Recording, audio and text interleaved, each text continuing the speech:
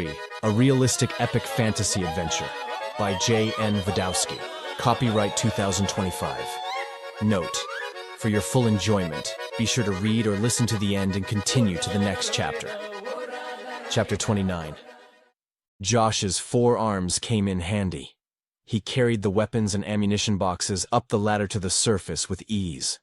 His superior stamina allowed him to make several trips up and down the ladder tube quickly, while Josh and Zup brought the weapons to the base. Pixa had flown ahead to fetch the men waiting at the farmhouse so they could be armed with the new weapons. She told the 2 remaining archers and the 3 remaining spearmen to leave their bows and spears in the house. They were instructed to keep only their swords.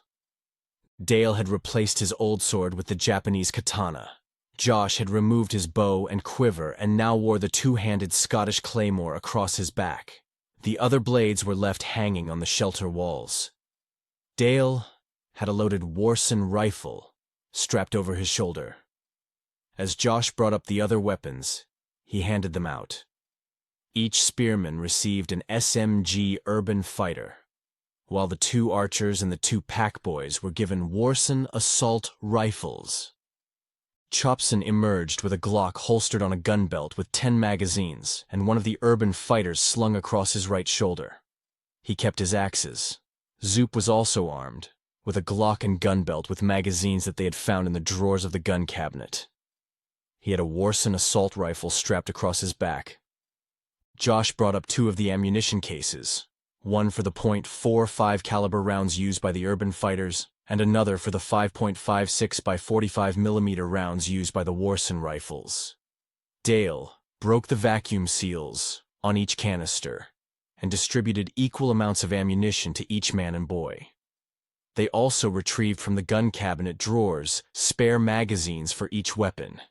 He gave out 2 extra magazines to use with their new firearms.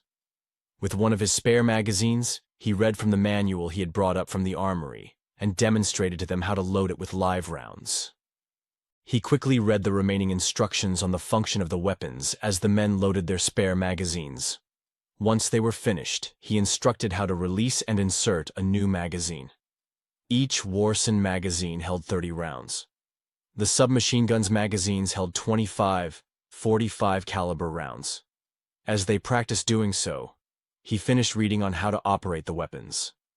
These weapons can be set to either fully automatic or semi-automatic, Dale explained. There's also a safety. Keep it on unless you intend to fire. Safety on or off. Never point the barrel at anyone unless you plan to kill them. He gave them a stern look, especially the teenage boys. Your finger should never be on the trigger unless you intend to actually shoot. These are not toys. He instructed them to switch off the safeties and set their weapons to semi-automatic. I recommend keeping your weapons on this setting if you plan to use it. 1 pull of the trigger equals 1 shot. Full automatic should be used only in desperate situations. At fully automatic, if you hold the trigger down, the weapon will keep firing, and at that rate, you'll empty your magazine in about 2 seconds. Don't burn through your ammo unless it's absolutely necessary. He pointed to a tree near the edge of the forest. Take turns. Fire 5 rounds each. By the 4th or 5th shot, most were hitting the target and gaining a basic understanding of the weapons. 17-year-old packboy and head chef John was the last to try. To everyone's surprise, even though he missed with his first shot, all 4 of his following shots hit the tree trunk dead center, chipping away, making a large hole through it. Well done, John. Dale was impressed. You have a natural talent. Thank you, Major Dale. John unclipped the magazine and replaced the spent rounds with fresh rounds from one of the ammo packs he had been issued. He had his weapon at the ready, as if he had been using one for years. What about the rest of the weapons? Josh asked. Like the books, we'll have to come back for them later. Dale turned to Pixa. Can you reseal the shelter door until then? Pixa nodded and flew down the ladder tube. She returned moments later. All secure, she grinned. Josh walked to the edge of the woods and cut away some branches. He carried them over to the hatch, closed it, and tried to disguise it with the foliage. Just in case someone else has the magic to open the sealed door, he said. Noon. After Dale felt confident the group was familiar enough with their new weapons, they saddled up and moved quickly to the planned rendezvous point on Riverside Road. Upon reaching the intersection that would lead to the sulfur mine and storage site, Dale had the group set up camp to wait for reinforcements from Littlefields. An hour before nightfall, a squadron of human riders approached from the north. The column was led by a man in his 40s. He had olive-tanned skin and was sharply dressed. Like all his men, he wore new clothing and gleaming steel armor. Breastplates, helmets with shin guards, steel shoulder and arm guards. His helmet, however, was distinguished by white, bald eagle tail feathers fixed to the right side. All of their breastplates were engraved with a merchant scale with one of the pans weighed down with gold coins. The 20 spearmen accompanying him carried elongated pentagonal steel and wood shields. The same image was painted in bright colors of bronze, black, and gold. Upon green backgrounds was the same merchant scale image. 10 archers rode with them, wearing green tunics over fine chainmail, also emblazoned with the gold and scale design.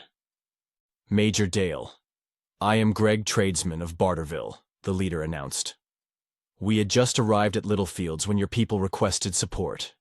We took the opportunity to assist. Every man with me is gung-ho for action. Be careful what you wish for, Chopson replied. Pretty as you all look, I have a feeling none of you have seen any real action.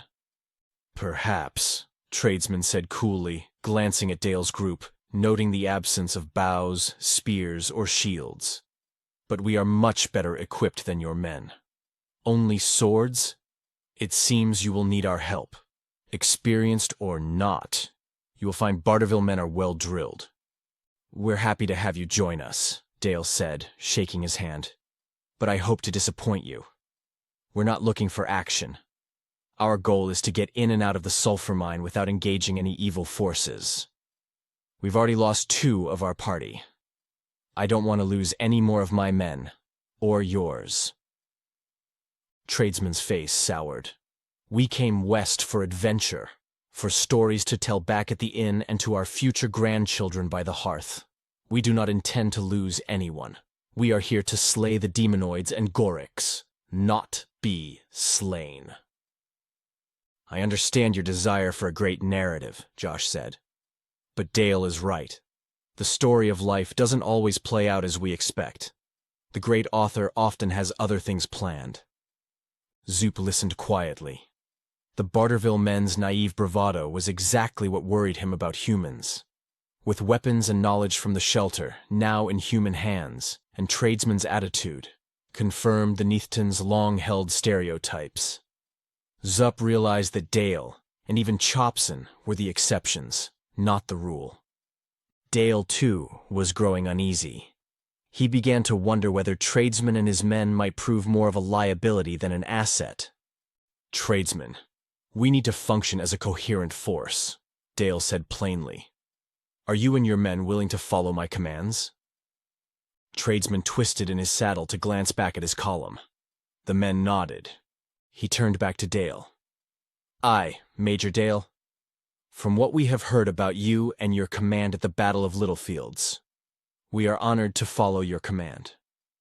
The Battle of Littlefields, Josh repeated as he broadly smiled and looked at Dale. You are making history and becoming canon in the great narrative. Dale gave Josh a half grin and looked back up at Tradesman upon his mount. Good. Set up your tents off the side of the road. Dale pointed to a grassy area between the road and the river. We'll be heading into the sulfur mines at sunrise. Twilight. Pixa had already retired to Dale's tent. He sat at one of the campfires with Chopson, Zup, and Josh. Tradesman was seeing to his men as they settled down. The calm before the storm? Chopson asked as the flames licked up between them, the air filled with the crackle and scent of burning logs. Dale looked to the western horizon, lit with the setting sun behind the hills and trees on the far side of the great river. The skies looked clear. He then glanced up at the stars emerging in the darkening sky. We should have good weather tomorrow. You know that's not what I meant, Chopson replied. I have a gut feeling we're not going to find the mine uninhabited. It wouldn't be an interesting story if the great author allowed us to just go in, get what we need, and ride out without any conflict, Josh agreed. Again, I am very happy not to be living in an interesting story, Zup added, clearly uneasy. They all knew they were only a day's ride from the great ruins. As much as these men of Barterville seem to be mere peacocks, they may end up being needed meat shields tomorrow. I agree with Josh and Chopson. Most likely the sulfur mine is occupied, especially this close to the great ruins. Dale gave Zup a stern look. Granted, they may be mere humans to a Neathton, but I have no plans to use them as disposable shields. Zup looked embarrassed, realizing his statement had been tactless. I'm sorry for saying that. I know you do not. Dale turned to Josh. Can you scout out the mines before sunrise? I want to know what we're up against. Josh smiled, pleased that Dale recognized his abilities. Of course. I am written to move easily through the woods, unseen in the dark, and blessed with superior senses. Dale turned to Chopson. Let's get a good night's sleep, spread the guard duties among our men. I don't trust these Barterville men enough yet. Aye, Dale. Chopson stood to assign the men for the shifts. Tradesman took Chopson's seat by the campfire as the sun finally set and night was upon them. So, making plans for tomorrow? His voice was cheerful for the coming adventure. For now, just making plans for securing the camp for the night. Not interested in any surprises while we sleep. Before dawn, the sulfur mine will be scouted out before I make any decisions, Dale answered. I have already set up sentries for the evening. Tradesman, pleased with his professionalism, reported to Dale. Thanks for the initiative, but we have it covered, Dale responded. More alert eyes cannot hurt. Tradesman smiled as he warmed his hands by the fire. Well written. Josh patted Tradesman on the back with one of his 4 bluish hands. Be sure to continue to Chapter 30.